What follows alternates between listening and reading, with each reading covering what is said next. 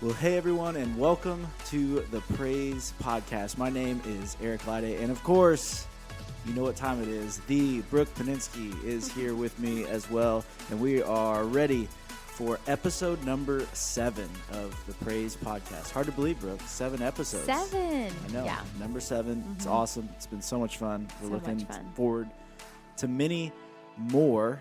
We just want to say, first off, thank you very much, because some of you have actually definitely at least listened to the first 5 minutes of this podcast because you have left some ratings and reviews, and they have been very kind and very encouraging ratings and reviews. Yeah. And so we appreciate that. For those of you that haven't done that yet, be like the other people that have left ratings and reviews, specifically the kind ones. We like those. We love those. And so you can do that by just clicking that ratings and reviews button. Leave that. That helps this podcast get seen and known by more people. And of course, all you got to do is hit that subscribe or that follow button wherever you listen to your podcast, and then it will automatically update in your library each week, so you don't have to guess when we release a new episode. But we do release new episodes every other Monday. So we appreciate the support, all of you that are listening. We've gotten a lot of feedback from you all that it's been encouraging, and that's what we hope that this podcast is to you, that we are encouraging to you, and we are challenging you, and we are pushing you deeper, and you can really just join alongside Brooke and I as we kind of are just on this journey to just try to engage in deeper worship and deeper relationship with Jesus and have some fun along the way. Speaking of fun, Brooke. I'm so excited. It's Valentine's Day. Yeah. It is Valentine's Day. And so we thought, Valentine's Day is just such a big holiday. It's such a big deal.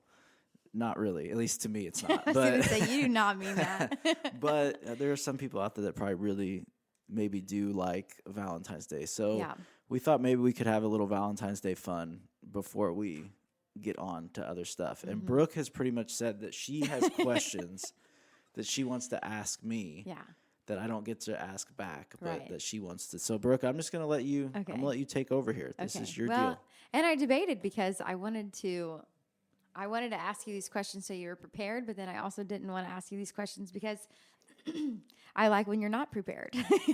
So anyways, the first question, though, that I want to ask, because it's Valentine's Day, in honor of Valentine's Day, what is the first song that comes to your mind when I ask you to pick a song, a Christian song, about God's love?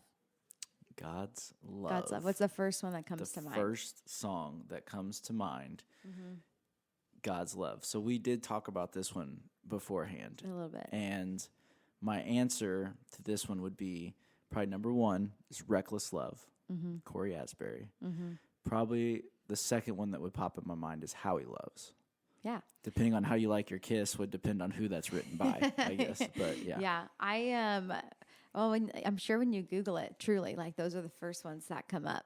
Yeah, I think, So you're not far off there. Definitely, when I think of, like, if I'm going to sing a song about God's love, those two would pop up in my be mind. the first ones you'd go for. Yeah. Would they pop up in your mind? Is there one that I'm missing? Well, no. I think that those are like the most obvious ones that you could pick. Yeah. So I took the easy way. Okay. You did, but if you think about how many hundreds of songs I was going to say that's were truly a pretty written, wide category. yeah, about God's love. You'd have a lot to choose from there. But you're not much of a hymn person. No. But I don't have anything against them. I just don't know. No, you're just, when it's truly, side note, I don't know a lot of hymns. I was not raised in yeah. So, I really didn't have the opportunity to be exposed or, learn them. But I do know some, and curious if you know any. I guess to answer this question, what is a hymn that comes to mind about God's love? You only probably know 3 or 4. Yeah, so are any of those about God's love? I was thinking okay, I'll fly away. No. Yeah. So the funny thing is we have at our church, we do a 8 a.m. traditional service, and they do sing hymns in that service. I do not lead that service.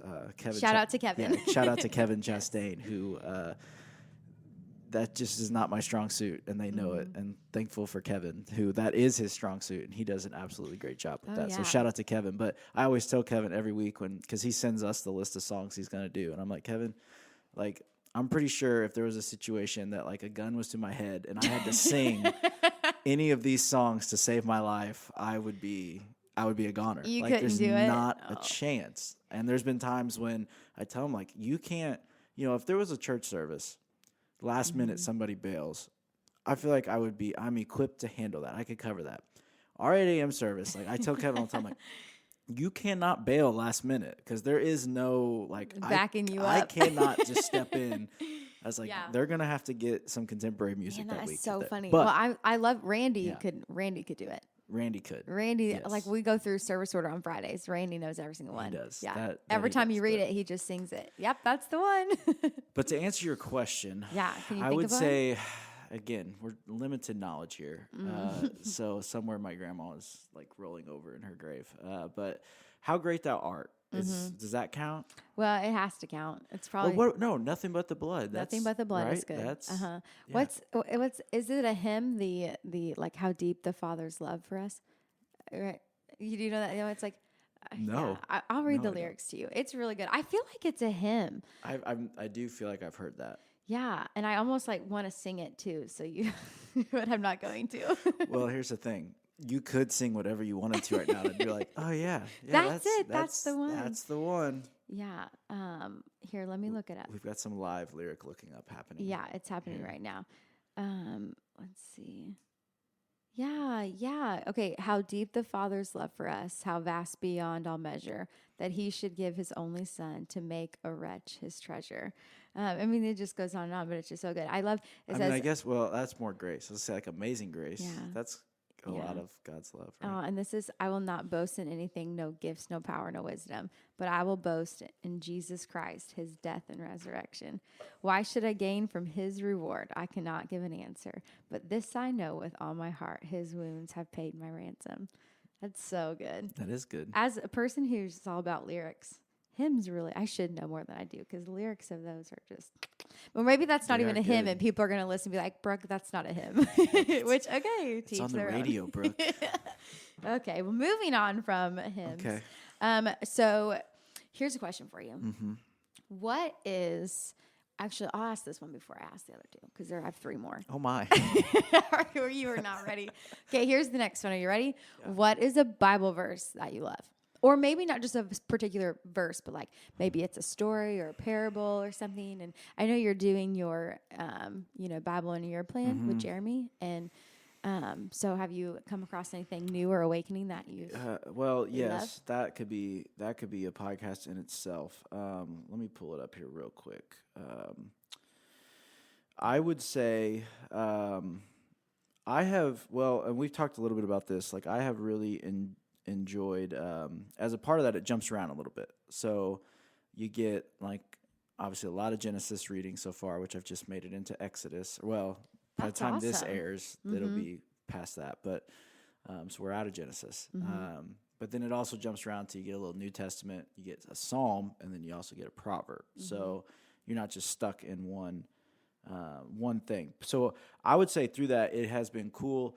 As you're reading through creation and just the start of everything, it's been really neat to see, because then I'm also reading like the Gospel of Matthew along with that. So you just kind of see like Jesus, where you can see all of this starting and you kind of know that it's leading to Jesus. So I've really enjoyed that. But like you talked about, obviously with worship, being in Psalms, I've really enjoyed just hearing David and how he expressed himself through, really songwriting. And, you could tell what he was going through that. But probably my favorite, the verse I love is in Timothy, and where it talks about that God is faithful and he cannot deny himself. That's always been one of my favorite verses because, I love that. It's like God is... he is faithful and he cannot deny himself. Like he can't not be faithful because that's who he is. And so I don't know. Yeah. That's always been an encouraging verse to me. Yeah. Oh, I love that. Do you have one? I feel like that's a reciprocal question. Oh yeah. But that's not how this game Oh, goes. that's not. Sorry. I don't get, yes, I do, but no. I am. I don't know. Right now, I also have been in Matthew a lot, and I've also, for whatever reason, been in. like Deuteronomy. I don't know why I'm hanging out there, but just some good glorious things. But I also have I have really enjoyed the you have Matthew, Mark, Luke, John, your 4 gospels. I've really enjoyed that. I think you've said it before. Like when I'm reading something and I literally know like Jesus is saying this, it just kind of hits different, Yeah. And there's been a lot that I've been digging into. That I'm like, man, God, like you're not playing around, No. And I mean, I like that, and I it's teaching me a lot, and I'm God is rewiring some things in my heart and in my mind, through all of that and through studies I'm doing. But yeah, I mean, truly the 4 gospels, I guess. And when Jesus is talking and he's teaching, I'm like, I just want to cling to every word you're saying. It's just so good. Yeah. So yeah, well, thank you. Yeah. But so moving on, and I guess more, I would say deeper questions. What was, you're not even going to be ready for this. By the look on your face, I can tell that. So what was the first encounter that you had with God and the Holy Spirit, right? Where you were like, you seriously love me. When we get to this place of like, we walk in our sin and the way we are or whatever, before we're kind of, learning about this Jesus guy, and we hear about, as young, coming to the faith kind of season. And like, what was the moment for you where you were like, wow, like I believe in you and I believe that you actually love me like you say you do. Do you remember that moment? Yeah, I think so. So it would have been, I mean, I feel like I've had, like most people, I feel like there's been multiple encounter, like it wasn't necessarily just like smack dab one moment, everything made sense kind of thing. Like there were a lot of little moments leading to this, but I remember I was in my college apartment at the time, and I was basically trying to, I knew that it was time for change, but I just wasn't 100% sure how that needed to happen. Like I knew that, like if I wanted certain things to happen, then certain things had to change. And so sitting in my apartment that day, and it was actually over Christmas break, so I was the only one in my apartment because I had stuck around because I was working, and so I was still there, and I was the only one there, and I was just in this, in my apartment by myself. I had 3 other roommates, and I remember thinking like, and I remember sitting down, and it had probably been a while since I'd done this, but I remember like, I said, it's like, God, I know that I need new direction. I'm ready for change. I'm sure you're ready for change for me. And so I was like, but I need you to be very clear and very like precise in what you need to happen. You're like, help a brother out. Yeah, I'm like, be as obvious as you can. It's time. Yeah, it's like, oh, I don't need any like, figurative things or like, read through the signs kind of thing. No, like I need like direction, and it needs to be right on. And so literally, I just got this feeling. I was like, it's pack your stuff. Like you need to start packing like now. And like, that was like an immediate feeling like you're done here, like go home. And so that's what I did. I literally packed up all my stuff, and on my way home, I called my mom, said, hey, I'm coming home and I'm not going back. And so through all these, like I had to find, because I had a lease for a year, and so like I was able to find, like I called the office, I was like, hey, here's the deal, I'm moving out today. So like, I don't know if you have somebody that can on a waiting list or anything, but if there's a way for me to get out of this lease, if not, obviously, I'll pay it, whatever. And they're like, well, actually somebody just called and they're looking, and, like we can hook them up. So I would say, and then that, just from that moment on, my life has been on a different course and path from that exact moment. And so it wasn't necessarily, I feel like he demonstrated his love by making it very, like I asked it to be very clear, and he was very clear. And then from that moment on, I mean, there was a lot of other moments from then, but that moment for sure sticks out in my mind and always will. It started it all. Yeah. Oh, I love that. Yeah. That's awesome. So yeah, that's good. I have one more question. Can't wait. Are you ready? Yeah. You did really good. Thank that you. was a I feel really like I'm back to like this my story portion. Maybe that's what Yeah. everyone else thinks too. Actually, they all emailed in and requested it. Just kidding. Put Eric through punishment and Yeah, torture. that's what they did. And I said, absolutely. So here we are. But no, last question. What is, or I don't even know really how to word this per se. But what is something that, I don't even know how to word this. Is this an efficient one? How does God love you best? You know what I mean? Like, and what, like, that's maybe not even it. I don't know how to ask this question other than that. But what's, like, I guess your favorite way that God loves you? Do you want me to answer it to where you know what I'm asking for, or do you know what I'm asking for? I think I know. I mean, you could answer it if you want, but I think I know what you're asking for. We'll try it. Go for it. Okay. Well, I actually had this like a realization of this the other day. So I remember, and I can remember back to, there's multiple points where, you know, a lot of people, and I'm kind of one of those people. I'm easy. A lot of people will say like, God doesn't speak to me, or, you know, like I don't really hear God, or I don't see God. I think we talked about that, you know, an episode or two ago.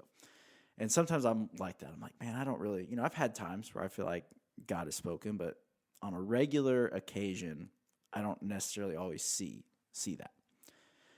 And so I was thinking about it the other day. I was sitting in my office, and I was working on playing the piano. So I'm learning to play the piano. That's one instrument that I've never tackled.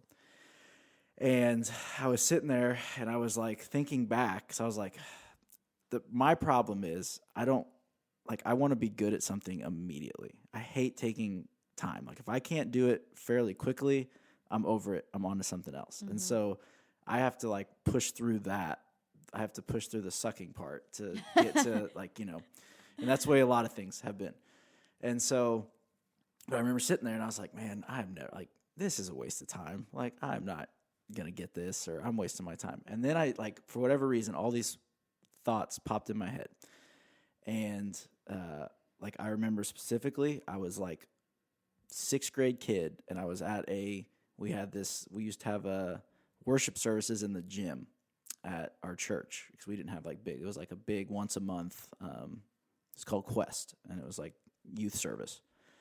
And I remember sitting there in that service saying like, I remember like in my mind, I was like, man, God, it'd be really cool if one day I was like playing drums like that person up there playing.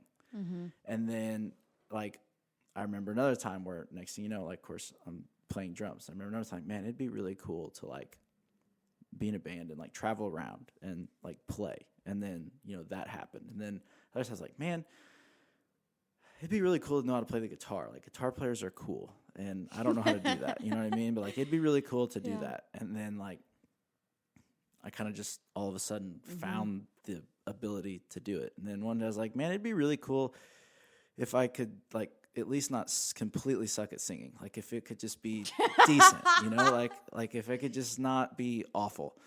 And It's so relatable. I mean, yeah, it's just like if this could just not be painful for not just other people, but me as well, that would be super awesome, God. That's awesome. And so like all these things where, I mean, like really specific like thoughts or dreams that I know I've had, like, you know, hey, it would be really cool to be able to hear harmony parts, or it would be so helpful, you know what I mean, to do that. And so just all these little things and thoughts that I know I've had in my head in the past, and I'm like, they're not really even prayers. It's not like I'm praying for it. It's just like thoughts out loud in my mind that I'm having. And then I look back, I'm like, this all started from like one thought like this, and then all these times where I've basically been like, God, I need more, or I need something else to help take me to this next step or whatever. And then definitely not by any hard work or like skill of my own. It's just kind of like all of a sudden, it's like, oh, I can do that. And so I think I would say, in a roundabout long answer to get to this point, I would say that God, I mean, obviously, Jesus dying on the cross is, that's the obvious best way. But I would say through answering prayers for me that I don't necessarily even pray or ask or probably don't deserve, but like, he's just like, you know what? You're right. I am tired of listening to you do that. So why don't you just go ahead and be able to do that so we can He's move so on. faithful. So that's and I think that's why that's my favorite verse too. It's just because it's like my life really boils down to, even if you are faithless or you do doubt or whatever, like he is faithful and he will remain faithful despite what a loser you can be sometimes. Oh my gosh. Well, first of all, I'd like to say, again, you answered that question greatly. Perfect. Greatly? I don't know. Awesome. And second, that's the last one that I had. What is your answer to that? You had an answer clearly in your mind. Well, that I you mean, were it ready was to just go. like an example answer. It was just, for me, I think that almost in a way, like the same thing, just like asking for means to be equipped for something, and he's like good to prepare you for it, like just in ways of like things that I'm walking or things that I'm learning. Like when I don't know, like the word says, like if you need wisdom, ask, and it will be given to you. And I just think like, if I've needed wisdom or discernment in decisions that I need to make, or how I need to handle, my 4-year-old right now who is just giving me a run for my money. And I'm like, God, I don't know how to parent. Like I don't know how to parent him. I don't know how to meet these needs. I don't know, and I'm like, you're going to have to show me, and he is my responsibility. You've placed him here with me. Like I need the wisdom to see all that I need to see, in this situation, and how I need to, even if it doesn't make sense to my flesh or advice I would get off the internet, right? Like it would just be like, even if it's backwards or like opposite of what like a friend or my flesh would think or say, like God give me the discernment either way. And then, I mean, and just a perfect example of this is like if Matthew is in just this rage, like this, just this fit, and where my flesh wants to be like, you can go to your room and you can entertain yourself there till dinner, and I will talk to you in a few hours, But then like the Lord will just like almost put on my heart compassion when that is naturally not what I feel in those moments. And I will just go in his room and level with him, and we'll just sit on the floor or on his chair or in his bed. And the Lord will just be like, you need to just hold him. And there have been times where literally I'll just hold him, and you can physically feel him soften. And, I think that that's just one of many examples when I think the Lord loves me. He loves me so much, right? He loves all of us so much. But in a way that he shows that to me is he really does give me wisdom and discernment when I need it and when I ask for it. Like he is good to do that. And I'm so grateful for it. So navigating through all things in life, of course, is hard. But like when you really need direction, he's a God to give it. So, yeah. Anyways. It's good stuff. Yeah, it is good stuff. Good. Yeah. I had only like 1 or 2 questions that I was going to like spring on you. You're like, now I have 10 because of what you just put me through. Well, mine feel very shallow and like, yeah. Then just skip it. No, I want to do them. I think they're worth it's worth hearing, because I feel like for me to answer this, it doesn't really count because I'm a guy, and Valentine's Day is not something that is like, it's important to us, but like I don't think if Valentine's Day doesn't go a certain way for a guy, it's kind of like whatever. But I feel like for a lot of women, if Valentine's Day doesn't go a certain way, that can be a big deal. Kind of. No, Am I wrong on that? You're not wrong, but Okay. but maybe for me. Yeah, I know you're different. Yeah, you're. I just say Valentine's Day has not ever been a huge thing for me either. But I do want to know. Maybe I'm like the one exception. Well, yeah. All my kind. Anyways, yeah. What do you have for me? So What I just question want do you have? to know 2 things. Okay. And mainly, this is just because I know Hayden. Yes. And I just want to, and I would assume that this would apply to him. Of course. And so I just want to know the answer to this. So, like, what is the worst Valentine's Day gift you've ever gotten? Nothing. It's like literally, like that I can right? believe. That you can believe. Like I have, literally have gotten nothing, Yeah. which, okay, whatever. Dave Ramsey budgets, Yeah. all the But how does things, that sit? but- Like literally, Oh, not never even will. a card or like Yeah, even never will. like a Reese's heart or anything. Yeah, no. I mean, I think, that was honestly, and Hayden was not in the wrong, because Yeah. we would literally have discussions about like when we're, trying to like get out of debt and like pay off all these things. And then, I mean, you could drop a couple $100 like on Valentine's Day easily, Yeah. right? And then truly it was like, and he's a very like black and white person. Yeah.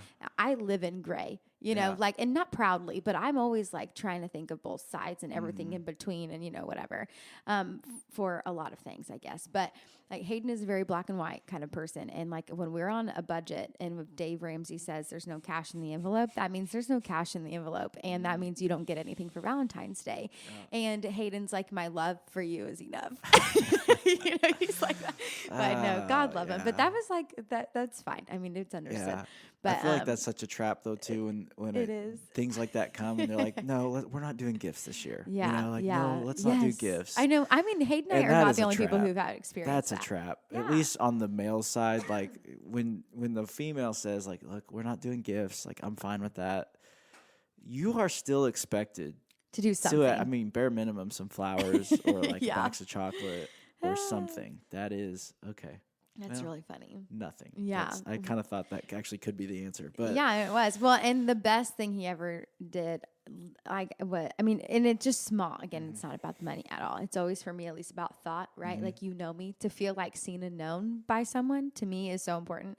And so when I feel like Hayden sees me and when I feel like he understands or knows me, I'm like, okay, like we're going somewhere here. This is great, you know? But like, seriously, it was just he ordered I think it was like a dozen like chocolate covered strawberries from Edible Arrangements. And I love chocolate covered strawberries. They are my favorite. Yeah. And because the year actually, oh my gosh, the year that it was the nothing, I need to finish the story. The year that it was the nothing was when Hayden went to Kroger and he tried to buy things to make his own chocolate-covered strawberries for me, which still equated to nothing. I mean, he threw them away, but it was the thought, I guess, that counted. But it did truly, in the end, equate to no strawberries for me, right? But then I think it was like that next year he did it. And I think on the little card he wrote, like, I hope I got it right this year kind of thing. But anyways, they're just so good. And that, I mean, I don't know how much they were, but it was just, that's all I wanted, chocolate-covered strawberries. And 2 years later, I got some, and they were worth the wait. They were delicious. Good. But yeah. Great. Yeah. I just feel like you're not surprised. No, I'm just in my mind, I'm just watching him in my mind go through all this. And that's. And then he was mad. He spent like $10 at Kroger just to basically throw away his strawberry nonsense. That would sit. It settled really well. I'm sure. Yeah. All right. Well, it's funny. Hopefully, if you're listening out there, you are going to do better than nothing, at least today. Hopefully, Hayden, I love you. I know you're listening. Yeah. So sorry. Yeah. Hopefully, you will do better than nothing today. All right. So obviously, we've already talked a little bit about it. Yeah. But Valentine's Day, love, it's kind of a thing. It is. And so we thought we were talking a little bit just about the whole love thing, and obviously that led us to God's love. And how could it not? How could it not? Just right? the most obvious. Yeah. And so Brooke had you want to read your scripture, and then we can kind of go from there. Brooke had a verse that popped to mind that she wanted to share. Do you want to start with 1 John? Yeah, let's do that one. Okay. Well, I was reading 1 John. I feel like I'm not using this microphone right. I feel like I'm on each side of it, so I don't know how that's going to sound to listeners, so I apologize. But I was kind of reading around in it, and essentially I landed on 1 John chapter 4 and verses 19 through 21. And it says, "We love because he first loved us. Whoever claims to love God yet hates a brother or sister is a liar. For whoever does not love their brother and sister whom they have seen cannot love God whom they have not seen. And he has given us this command: anyone who loves God must also love their brother and sister." That's good stuff. That is good stuff. That's good stuff. Yeah. So I think one of the things that stood out there as you read that is obviously we live we live in a world right now where it's not super popular to love your brother or to love others. I guess it's very easy to be on the opposite side of that, to be divisive. Oh man, and stuff. Seriously, like it's one or the other. I mean, we truly, if you think about it, our culture right now is all about. Our culture right now is all about either A, you are in complete division. I mean, you politically or religiously or whatever. I mean, masks versus no masks, vaccinated versus unvaccinated. When the whole presidential election was around. I mean, it just, there's so many things that people are completely divided on, and no love, no grace at all. But then there's this other side of our culture right now where it's only about love, but like not biblical love. It's this love is love and everyone love everyone and all these things. And we don't want to talk about the truth, and we don't want to talk about things that are offensive or that might rub you the wrong way, or, because we need to be so nice and so loving and, whatever. And even to taint that and to say, because God is love, we have to love everybody because God is love. But yet although that's true. But in that, we are like experiencing like hypocrisy, or we're allowing things to just be undone or done a different way that is not biblical. But, and then we're like, oh, well, I can't say anything about it because, God is love and just, I'll love you how you are, like whatever. And I mean, yeah, like there's so much of that is true, but I think it gets a little tainted and it gets a little twisted, and we get really into the muck of that when our love for people becomes unbiblical and not in a loving way as God has called us to love. You know what I'm saying? So truly, like we do have, I think right now in our culture, like these two completely opposite like spectrums, you know what I mean? And like who's in the middle ground, Right. You know what I mean? Does that make sense? I feel like I am. I'm in the middle. You're in the middle ground. So what is it, and we talked a little bit about this, and I think it's a good way to word it. Like, what does it look like to take on the responsibility of loving your brother? Because that's kind of a big, it's kind of a big deal. I mean, just like in there it says, I mean, like if you can't love your brother, then you don't really have God's love. So it's kind of a big deal. Well, like how can you, like you are literally looking and you have a tangible being or person to love, and if you can't love them, how can you love God who you've not seen? Yeah. So what is that in your mind? What's one thing that when we talk about the responsibility of loving your brother, because I mean that is a responsibility of ours that you would say. Can you say that again? Basically, what's one responsibility that comes to your mind? Oh, that it looks like to love your brother. Yeah. I think loving my brother, loving my sister means accountability. And accountability can be uncomfortable. And accountability, well, that can, have hard conversations can happen, when you're operating out of love and accountability. That's a biblical form of love, accountability, right?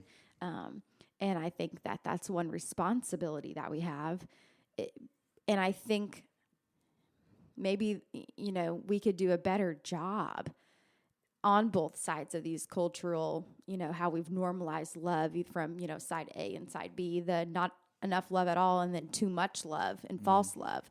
I think the accountability comes to like take the Bible and what God says about our behavior and the fruits that are coming from our decisions that we're making, quote unquote, out of love or whatever. And I having conversations that might be uncomfortable. But I think that's a responsibility that we have. Yeah, I think as I was thinking through it too, I think one thing because love is a choice, right? I mean that's we're both married, and so we understand the difficulties of marriage and to choose love when you get nothing for Valentine's Day. To choose love when I'm just kidding. You come up shut out on Valentine's Day. But I mean, there are certainly days, and our spouses would say the same thing. There are certainly days where they have to choose to love us because we don't make it easy for them to do that. And so knowing that it's a choice, I feel like also in turn means that we have to choose to try to understand sometimes. Because I feel like that's part of what, especially when I think of I am not into politics at all, and I don't care to be ever. But I feel like that's part of it is there's, like you said, accountability. And I think there's also part of like, if I don't actually try to understand where you're coming from or why you feel the way you feel or why you think the way you think, then I'm not really loving you. I'm just maybe letting you rant, and then I'm going to rant back, and then we don't get anywhere. And so I feel like there's an element to love that involves listening and being slow to speak. And, you mentioned fruit, but, I think we have to take the time to try to understand other people, because a lot of times I think on that flip side, whereas the one side doesn't care to know anything about, the other side rushes in with how they think you want love or how they think you need love. But really, if we would just stop and listen, then we could understand, hey, this is what I'm hearing you say, and this is what I'm feeling that you're feeling. But here's maybe some biblical truth with that, because that's the truth side is the side that I feel like we really struggle with. I think sometimes it is what feels like in our flesh nearly impossible to truly understand someone who we are like, just we are not alike. We do not agree. We are completely on different pages with so many things. And it's hard. Sometimes like I do think of people in my life or even political figures or Instagram, influencers or whatever that I like see their stuff or whatever. Like I may not understand like why you do what you do or why you think what you think or whatever. But like the one thing that I know God can do is he can give us compassion, whether we understand or not. And that compassion it literally comes from a place of love. Think about like I was reading in Acts today about the stoning of Stephen. Is it Stephen? Is that how you would say it? PH? It's always confusing. Stephen. Stefan. No, yeah, it's Stephen. But it was the stoning of Stephen, and he was like one of the first people like stoned to death or something, right? But it literally says, if you could hear me flipping through my Bible, that was what I was searching for. But he even says in here about like asking. Hold on, let me read. Hold on just a second. Yeah, he says he's like still asked God to like forgive the people who are stoning him. And then you think about Jesus, who was being crucified and still like essentially asked for mercy for the people, and forgiveness there. And so to be in such a place where you can I literally can't understand that or why you're doing this to me, but to still have compassion and out of a place of love and choosing love because the power of forgiveness, right? And he's about to it says he's about to see the glory of the Lord, like heaven opens, right? And I mean like that the glory of God is so powerful. God is so powerful that like even it just gives us the heart to still like confidently be like, God, just forgive them. Because any wrongdoing they could have done or did do or whatever, whether it's justified or not, like it doesn't, it just like minimalizes it, and right here in the flesh, it's so big and in your face and huge, but like God's goodness and glory in heaven and eternity is so large and good and amazing that like, it just makes it so small. You know what I'm saying? Yeah. I don't know if I'm articulating my thoughts about that. But I think of all the times, I think we naturally go to when we think of Jesus, and I mean, obviously he's the greatest example of displaying love. And I think, it's easy to go to the cross as number one. But, like you said, compassion, but I think about all the meals that Jesus ate with people that, like we wouldn't eat meals with, Right. you know? And I just think about all the time that Jesus took just spending time with people and probably just sitting and hearing out, you know, and learning about them. And then in turn from that relationship, you know, change their life or led them to, you know, and so I don't know. I think for me, that's something I definitely challenge, is a challenge for me, or that I challenge myself with is, you know, how, when it comes to loving your brother, like how often am I putting myself in a spot to listen and hear out somebody that, you know, maybe thinks differently than me, or looks differently than me, or, you know, would not be somebody that society would maybe say is somebody that I should be around. But like those were the exact people that, you know, like Jesus ate a lot of dinners with those people, and I like to eat. So they had me at that. Yeah, I just, which is so funny because this was not one of the first verses that came up in my mind about love. Hold on, let me see. There is some impressive Bible flipping happening that you all can't see, but I can. Yeah, well, they can probably hear it. I'm trying to do it quietly, but I can't. Anyways, but obviously, you know, 1 Corinthians 13, I think, is a verse that comes up, a chapter and verses that come up so much when we talk about love, and it didn't come up to my mind until just now.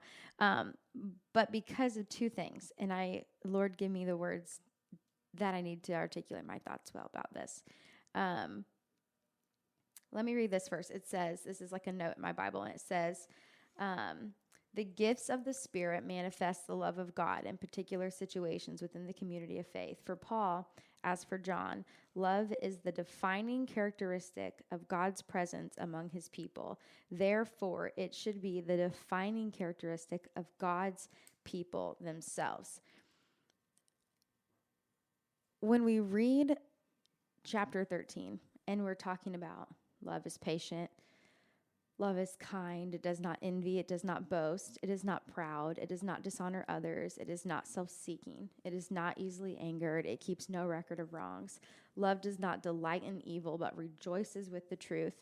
It always protects, always trusts, always hopes, always perseveres. Love never fails. But where there are prophecies, they will cease. Where there are tongues, they will be stilled.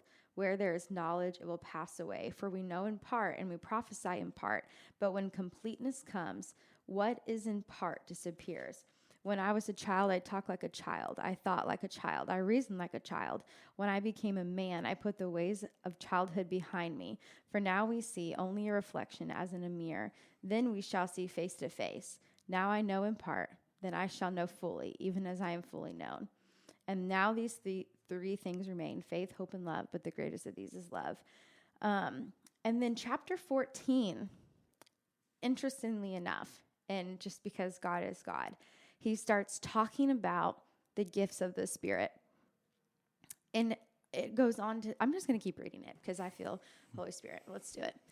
Follow the ways of love and eagerly desire gifts of the Spirit, especially prophecy. For anyone who speaks in a tongue does not speak to people but to God. Indeed, no one understands them. They utter mysteries by the Spirit.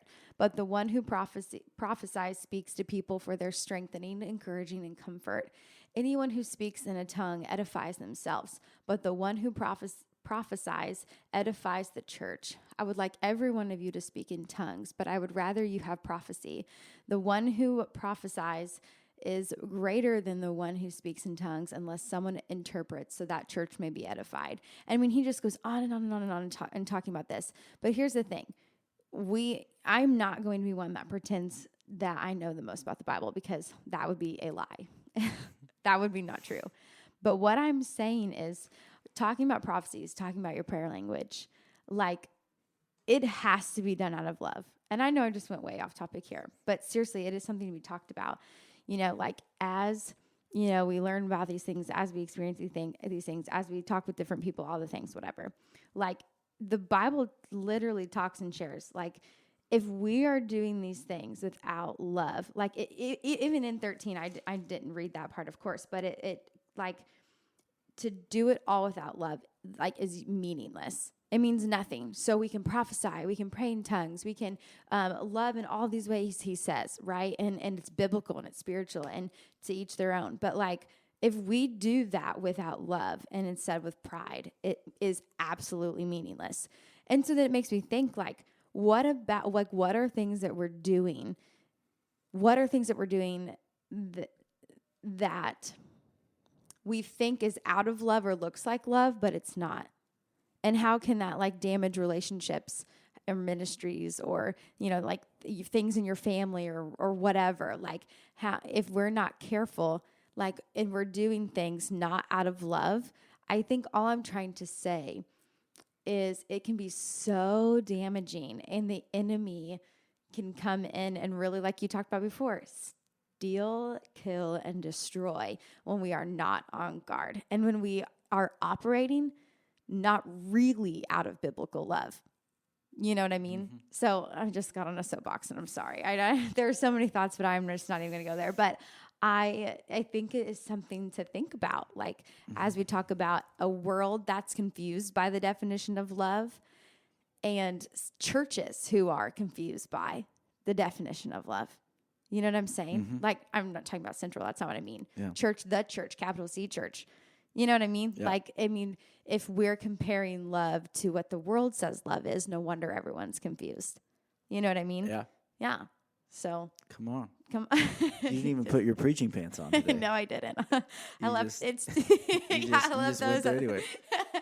Yeah. But I mean, it's seriously something to think about, you know, in a culture and in a time. You know, I think about kids. I think about teenagers. I think about young adults. I think about, you know, just the thickness of lies, you know, in the culture and in our world, and what they're being exposed to, especially kids who aren't in church and they are not able to hear truth, or have never, you know, read the Bible, or, you know, all these things. They're trying to understand and make sense of love that they were made and created to feel, but they're making sense of it in a way that's not true. Yeah. Or biblical, yeah. You know, and then it just gets messy. Yeah. And that's why we have party A over here, party B over here, like with the, I don't know how to love because I'm going to be stubborn, and my way is the only way. And I'm just going to find all the people who believe with me, and I'll love them. Right. Or over here where love is love, and everyone deserves love in whatever way they want to. And that's not biblical either. Yeah. Yeah. That's good. Yeah. That's good stuff. I think the thing that stuck out most, or the word, 2 words, I guess, that stuck out of what you just read was defining characteristic. Like that was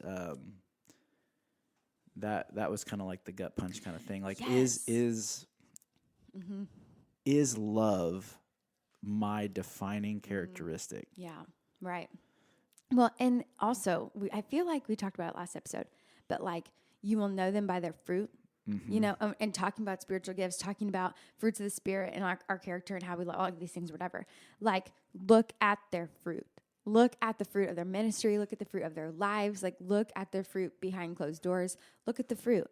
And, you know, someone who is really basking in the presence of God and understanding and being shown and experiencing, like, His love, like biblical truth, love.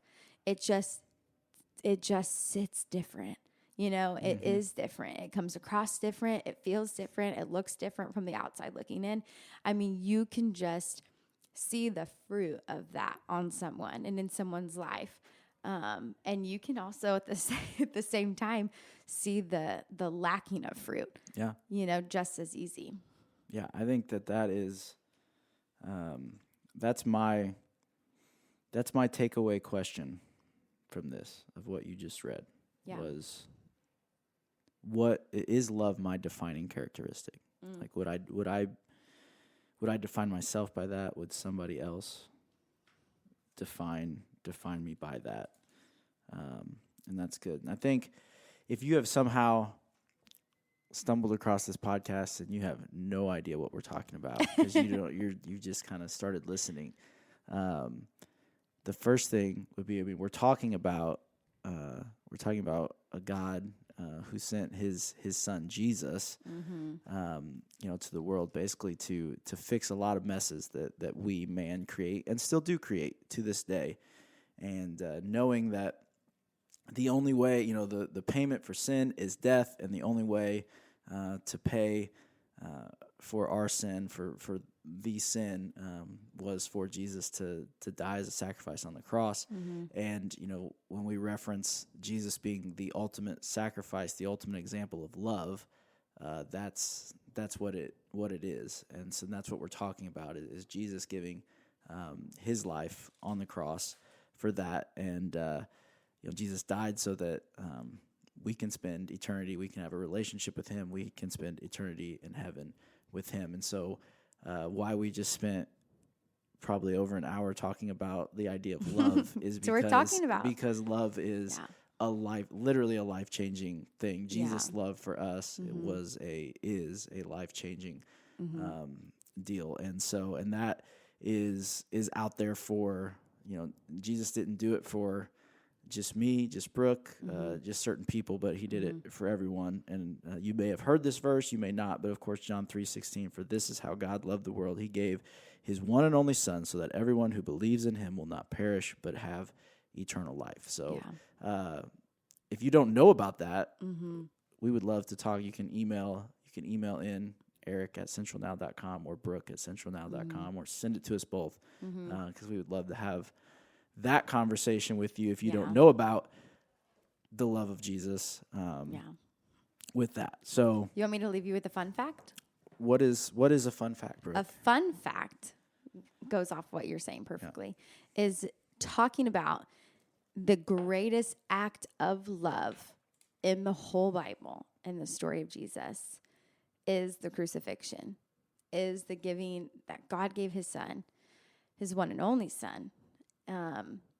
That took sacrifice, and that was, like I said, the greatest act of love. That is the gospel, right? And the first time that the word love is used in the Bible is found in Genesis 22. And this is when it's talking about Abraham and Isaac. And if you're unfamiliar with the story, Genesis 22 is when God tests Abraham, and he tells Abraham to take, he said, verse 2 says, then God said, take your son, your only son, whom you love, Isaac, and go to the region of Moriah, sacrifice him there as a burnt offering on a mountain I will show you. And, story goes on, Abraham does that, and to the point where he's almost like sacrificing Isaac, and God says, don't lay a hand on the boy, right? And then he's just basically, it was a test of like Abraham's obedience. And from that test, he was blessed, and God promised generations of people all the things. But like the greatest love story in the Bible is the sacrifice of Jesus. God gave his only son. And the first time that love is talked about or mentioned in the Bible is the parallel of Abraham sacrificing Isaac. He says, whom the only son, your only son, whom you love. So I just thought that was interesting. I always like that because, obviously it's a direct tie and parallel with Abraham, being willing to do it. But I always think on Isaac's side of things, like there was a willingness there too, because Isaac recognizes when they're going up that like, yo, Dad, we forgot. Could you imagine Bo? Yeah, we forgot something to kill up here.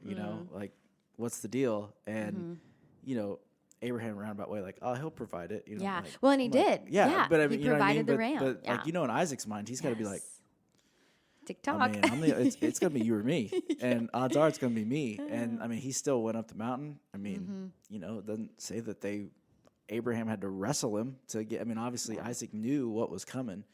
And so I think that just parallels exactly with Jesus as well, because obviously Jesus willingly went as well, knowing what he was getting ready to face, knowing what he was getting ready to endure and do. And so that's just so good. Yeah. Anyways, well, this is probably our longest podcast to date. Who knew that love would be something we could talk about for so long? Who knew that love was something? But as we were talking, it made me think too, and we can wrap it up on this, but this is a quote that I believe I heard this first. I don't know. It's a great definition, I think, of love. I think I heard it first from Jeremy, but it says, love is giving someone what they need the most when they deserve it the least. So today, That's a word.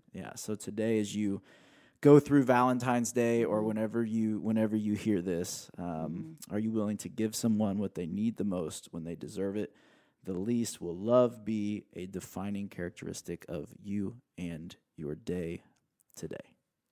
That'll preach, Pastor. That'll preach. That'll do it.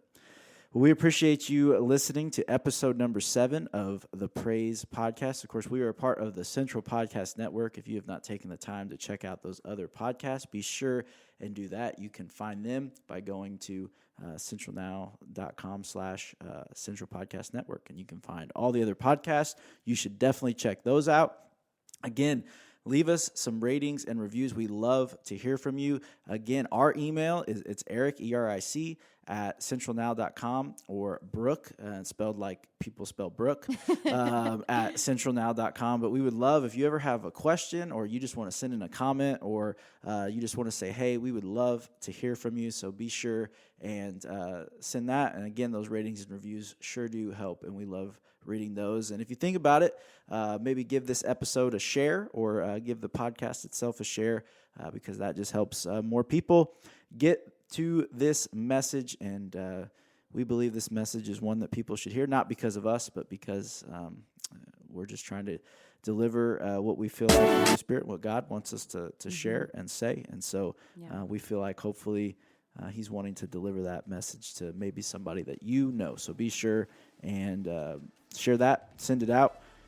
Hope you have a great Valentine's Day. Hopefully you do better than nothing on the gift train. I'm so sorry. And it's that one's going to stick around for a while. But yeah, and so we appreciate you listening.